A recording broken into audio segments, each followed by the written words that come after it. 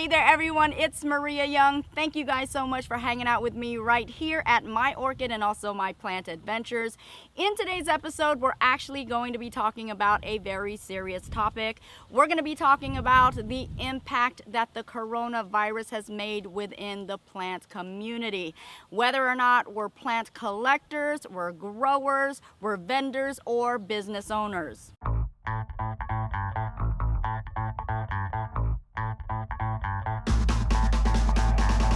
Okay, so to be honest with you, this is a video that I really did not want to do because I'm not all about trying to spread mass hysteria, but because I've had many people ask me things of what I've noticed or what I've seen or my thoughts and opinions on it, I thought it would be an important discussion to start. So let's go ahead and put it on the table. So if you guys watch my channel, you guys know that I do love to travel here, there, and everywhere to get my beloved plants.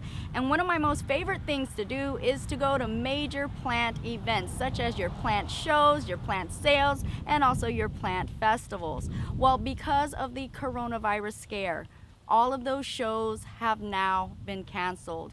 As a matter of fact, the last show that they had, which was at the Flamingo Gardens in Fort Myers, one of the vendors told me that it was a ghost town. Hardly no one even came.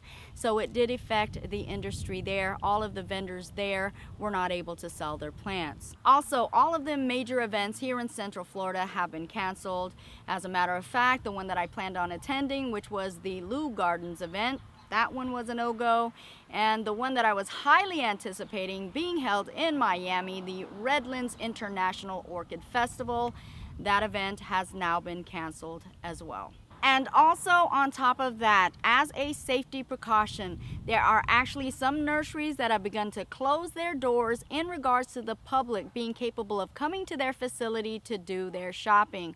One of those nurseries that I know of is Moats Orchids in Miami. Another nursery that I know of is Plants and Pampering in Orlando. Now, I am sure that you're able to order from them online, so that should still be accessible for you. And I know that there are others out there that have been closed as well as far as coming to their facility, and I'm sure there's so many others that will soon follow. So before you come out, make sure you make those phone calls to ensure that they are still open and available and accessible to the public. Now, with this in mind, guys, also take note that just because a nursery has never done mail order or online services before doesn't mean that they won't start. And especially with the circumstance and the situation as it is now, you may be surprised that more and more nurseries will get on board and be accessible via online services. So you definitely may want to check with your nurseries out there and see if they have that available to you. So now that I talked to you guys all about some of the things that are going on within our plant community as shoppers, as vendors, as business owners, I wanted to also talk to you guys as far as what I've been going through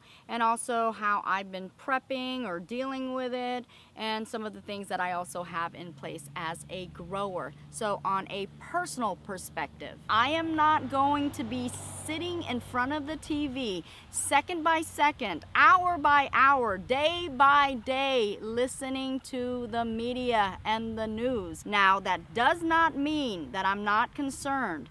That does not mean that I'm not doing my research and being kept abreast of things. You have to have the ability and the power to get the information you need, but then afterwards shut it down and pull yourself away, because it will intrude and filter into the very fabric of your life, and then before you know it, you're doing what everybody else is doing, and that's basically panicking. That is a form and a way and a vein to mass hysteria. So that is why I avoid watching or overly watching the news. I get all the information that I need, and then after that I do what I can do, take all the safety precautionary methods that I can, and then after that I live my life, guys. Yes, take the proper precautions, but don't scare yourself to death.